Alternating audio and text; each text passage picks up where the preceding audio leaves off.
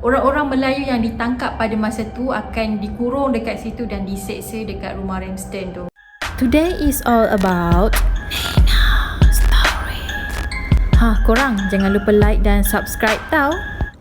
Hey guys, it's me Nina and welcome back to Nina Story. So hari ni aku nak ceritakan tentang sebuah banglo ataupun sebuah villa ataupun sebuah rumah agam yang besar. Dikatakan rumah ni ada misteri dia yang tersendiri dan mempunyai pintu sebanyak 99 pintu. Rumah banglo ni sebenarnya sangat-sangat famous dalam kalangan pemburu entiti ataupun peminat-peminat cerita seram. Banyak kisah-kisah seram mengenai banglo yang agam ni. Selain itu juga banglo ni sebenarnya pernah ada kisah tragis yang pernah terjadi dekat banglo tu dan menyebabkan sedikit sebanyak menambahkan lagi keseraman banglo tersebut. Apa yang sangat-sangat misteri tentang banglo ni adalah tentang pintunya yang sebanyak 99 pintu dan dikatakan pintu yang ke-100 ni akan muncul pada waktu yang tertentu. So without wasting any time, let's get started.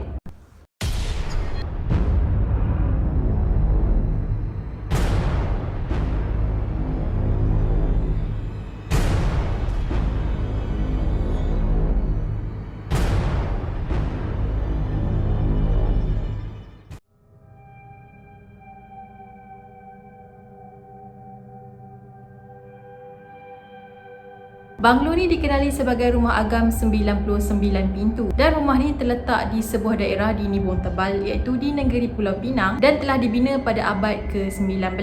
Rumah ni dibina di atas tanah seluas 0.5 hektar dan dikelilingi dengan ladang kelapa sawit. Rumah yang besar ni sebenarnya mempunyai 10 buah bilik, dewan tari dan juga ruang tamu. Sebab apa rumah ni dipanggil sebagai rumah 99 pintu? Sebabnya setiap bilik yang ada dekat rumah tu ada 5 hingga 6 buah pintu. Jadi bila dikira semua pintu yang ada dekat banglo tu semuanya berjumlah 99 pintu. Kalau korang tengok gambar dia yang sekarang ni memang nampak agak seram. Tapi aku tak dapat nak nafikan yang sebenarnya rumah ni agak cantik kalau rumah tu dijaga dengan baik. Dan aku yakin rumah tu adalah rumah yang paling tercantik yang ada kat Nibong Tebal semasa zaman kegemilangan dia. Seni bina ataupun seni ukir yang ada pada banglo ni bukanlah jenis ukiran Melayu tradisional tetapi merupakan ukiran seni bina pada zaman British.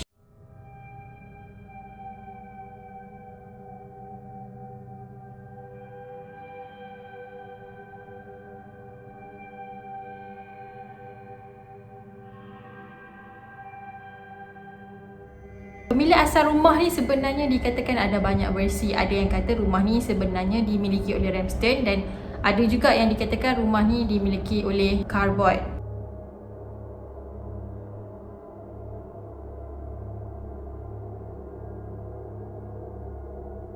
Versi yang pertama dikatakan dimiliki oleh seorang pegawai British yang bernama Ramsden. Ramsden ni pada masa tu dia merupakan seorang yang paling kaya dekat situ dan dia juga merupakan seorang yang sangat-sangat berpengaruh. Kisah hitam mula terjadi dekat rumah tu pada tahun 1948 apabila cucu Ramsden iaitu John dikatakan telah ditembak di kepala dia sebanyak 2 kali. Dan pembunuh yang membunuh John tu dikatakan adalah anggota tentera Jepun. Kemudian anggota tentera Jepun ni dikatakan telah membunuh semua ahli yang dalam rumah tu. Kemudian segala harta benda milik keluarga Ramsden ni telah dirampas oleh tentera Jepun dan diorang jadikan rumah Ramsden tu sebagai markas utama diorang di mana orang-orang Melayu yang ditangkap pada masa tu akan dikurung dekat situ dan diseksa dekat rumah Ramsden tu. Sampai ke hari ni dikatakan pembunuh sebenar John tu tak diketahui siapa dan kes dia macam unsolved macam tu.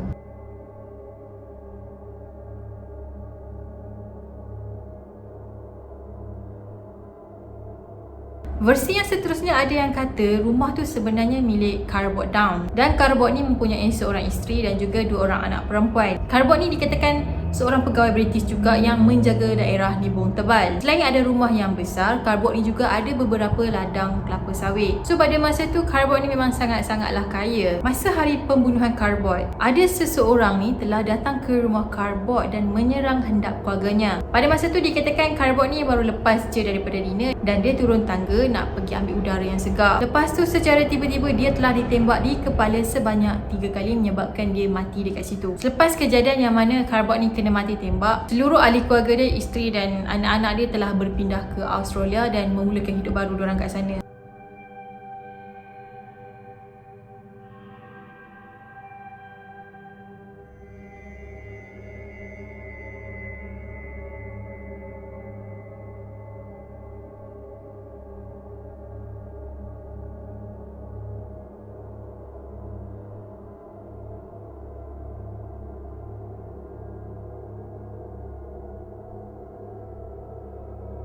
Rumah besar tu sebenarnya ditinggalkan lebih daripada 70 tahun dan menyebabkan ada sesuatu yang telah menumpang kat rumah tu. Rumah ni sangat-sangatlah famous dan dijadikan sebagai tempat aktiviti paranormal dan juga sebagai tempat bomoh-bomoh menuntut ilmu hitam diorang kat situ. Bomoh-bomoh ni datang dekat rumah tu sebenarnya untuk menyeru orang yang dah mati, iaitu keluarga Ramsden tadi, dan bomoh-bomoh ni minta keluarga Ramsden tu buka pintu yang ke-100. Disebabkan aktiviti syirik ni, dikatakan pintu yang ke-100 telah muncul. Pintu yang ke-100 ni dikatakan hanya boleh dinampak oleh orang-orang yang tertentu je. Maksudnya dekat sini maybe bomoh-bomoh yang pro lah macam tu. So kalau bomoh-bomoh yang cikai-cikai ni, so dia takkan nampak lah pintu yang ke-100 tu.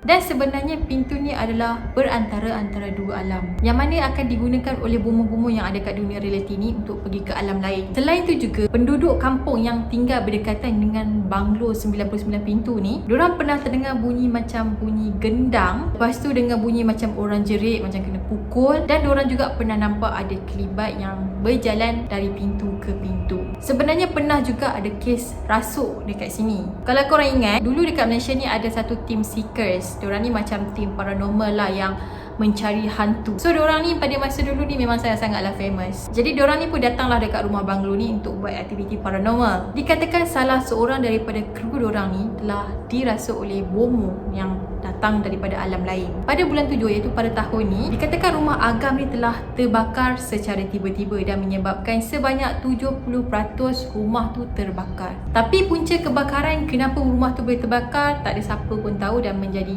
misteri sampai ke hari ni. Ada yang rasa kebakaran ni sebenarnya agak pelik sebab rumah tu memang tak ada siapa-siapa pun yang tinggal dekat situ dan takkan ada seorang pun yang akan berani datang dekat rumah tu sebabnya rumah tu sangat keras dan berhantu.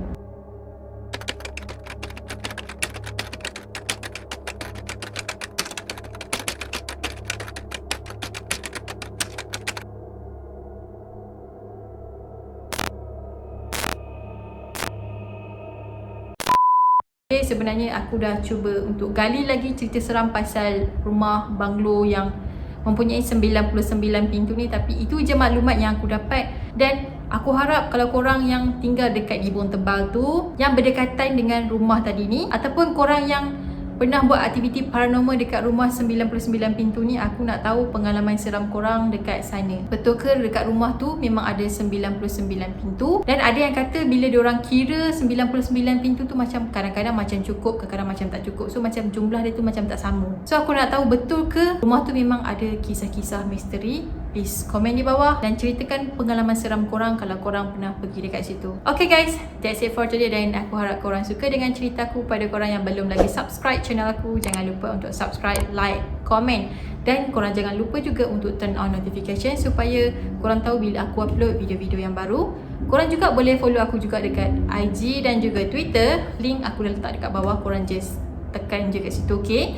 Dan kita akan jumpa lagi pada video yang akan datang.